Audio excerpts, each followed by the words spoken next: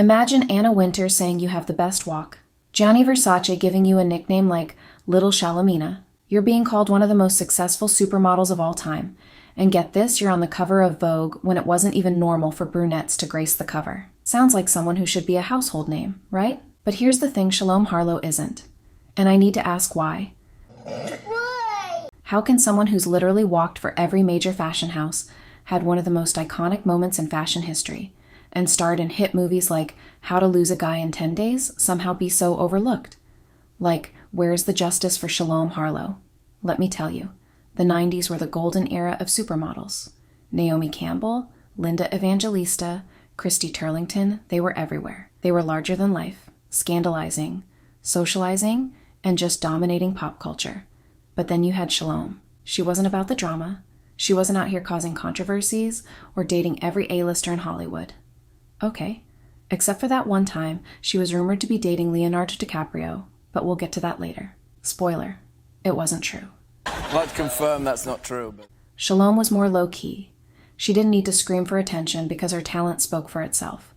She had a walk so good that Anna Wintour had to comment on it. Which model has the best walk of all time? Shalom and Naomi. She and her bestie, Amber Valletta, were literally inseparable, to the point where brands started booking them together as a package deal. Oh, and just so we're clear, they're still best friends to this day. You know, in case anyone in the comments wants to claim otherwise. But here's the thing. While everyone else remembers Naomi, Kate, and Cindy, Shalom is often forgotten, despite being one of the most adaptable, dynamic, and innovative models of her time. And that's why we're here. Today we're diving into the story of Shalom Harlow, the catwalk queen, the designer muse, and, let's be honest, the supermodel you should know about. But before we get to the iconic runway moments and the Hollywood cameos, let's rewind for a second. Because Shalom's story doesn't start with glitz and glamour, it starts at a The Cure concert in Toronto, with a random modeling scout and a very skeptical teenage girl. Humble beginnings and discovery. Let's start at the beginning. Shalom was born on December 5th in Ontario, Canada. Her name literally means peace, which is ironic, because she was rebellious from day one. Like, she tried ballet as a kid, but ditched it because it wasn't noisy enough, so she became obsessed with tap dancing instead. Her life changed when she was just 17. Picture this. She's at a The Cure concert in Toronto, minding her business, probably wearing something effortlessly cool, when some random dude comes up and says, "Are you a model? Creepy much?" She thought it was a pickup line and brushed him off. But spoiler alert, he wasn't lying. That moment kick-started her career, even though Shalom didn't want anything to do with the glitz and glam of modeling. From a city outside of Toronto called Oshawa. And I started just by accident, actually. I was in Toronto at a concert, The Cure, and a talent scout approached me and asked me if I was a model or if I was interested in it. And I didn't take it seriously at first. I thought it was like one of those, come on baby, I'll take you back to my place and make you famous, you know. But here I am, like a year and a half later. Rise to fame. From anti-supermodel to queen of the runway. So, get this. Shalom wasn't your typical supermodel. In fact, she and her BFF Amber Valletta were called the anti-supermodels because they weren't about that larger-than-life Naomi Linda Christie-style glamazon energy. But here's the kicker. Shalom's unique vibe made her stand out even more. At just 18, she landed her first Vogue Italia cover and started walking for every major designer you can think of. Chanel? Check.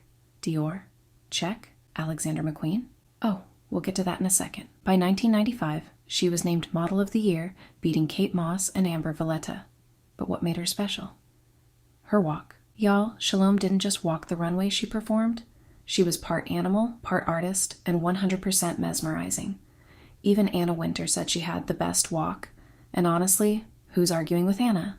Not me. I'm not that person. But let's talk about that Alexander McQueen show, the one that made fashion history. Trust me, you've seen it, even if you don't realize it. And you won't believe what happened behind the scenes. The McQueen moment that changed fashion. Now, let's talk about that Alexander McQueen moment. You know the one. Spring, summer, 1999. Shalom Harlow.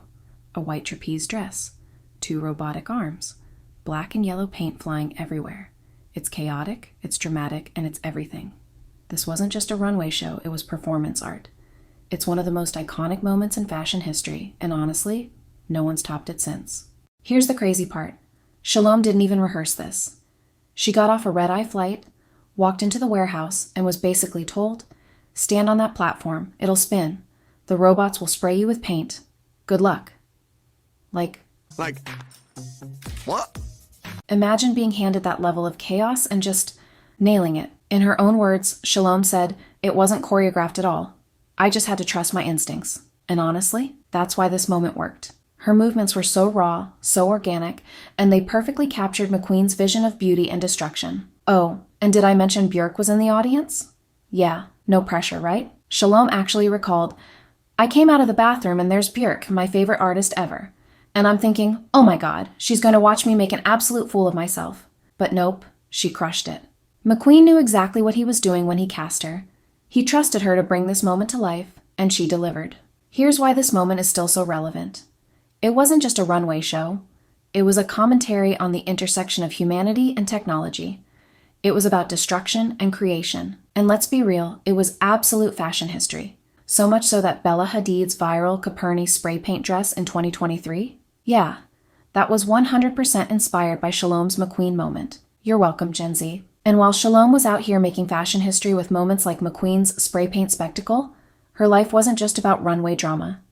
Behind the scenes, she had an entirely different vibe.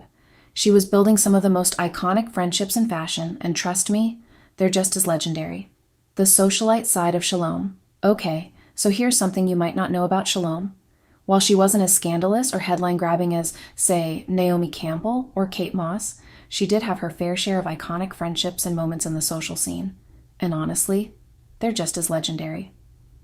Before Kate Moss became Kate Moss with her iconic yet super controversial Calvin Klein ad, Shalom and Amber Valletta had already fallen in love with her. Shalom said, "The three of us would just kind of skulk around everywhere." And by skulk, she means they were basically the cool girl trio that ruled the 90s. Eventually, the big girls of the runway, Linda, Christy, and Naomi, took notice and started being nice to them, even showing them the ropes. Can you imagine being mentored by that holy trinity? Like Naomi Campbell telling you how to strut better? Unreal. Now let's talk about the rumors, because what's a supermodel story without a little juicy gossip? It was rumored that Shalom and Leonardo DiCaprio were dating back in the day. I mean, it's Leo, so of course people had questions. But the truth? They were just friends. I know, anticlimactic. But wait, it gets spicier. There were also rumors that Shalom's bestie Amber Valletta was hooking up with Leo. Again, rumors. But honestly, what wasn't Leo doing in the 90s? Despite the lack of controversy, Shalom and Amber's friendship was, and still is, one of the most iconic in the modeling world. These two were inseparable. They lived together, walked runways together, and even starred in campaigns together. At this point, brands were like, why book one when you can have both? And the icing on the cake? Shalom is the godmother to Amber's son, Auden. Besties then, besties now. But here's the thing. While Shalom was slaying the runway and hanging with fashion royalty, the industry was taking a serious toll on her physically, mentally, and emotionally. And the price she paid for her success is something we really need to talk about. But while Shalom was busy making history, her health was quietly falling apart. And no one knew, until it was almost too late. The price of fame, health struggles, and advocacy. Here's the thing no one talks about. The fashion world isn't all glitz and glamour. Shalom was working nonstop, no breaks, no rest, no boundaries, and it caught up with her. She developed chronic illnesses, including Lyme disease, black mold poisoning, and even PTSD. At one point, she was bedridden and needed a wheelchair to get around. But here's where it gets worse. She couldn't even talk about her health because she was told it would ruin her career. Oh, sure, let's just pretend everything's fine while your body is literally falling apart. Makes total sense.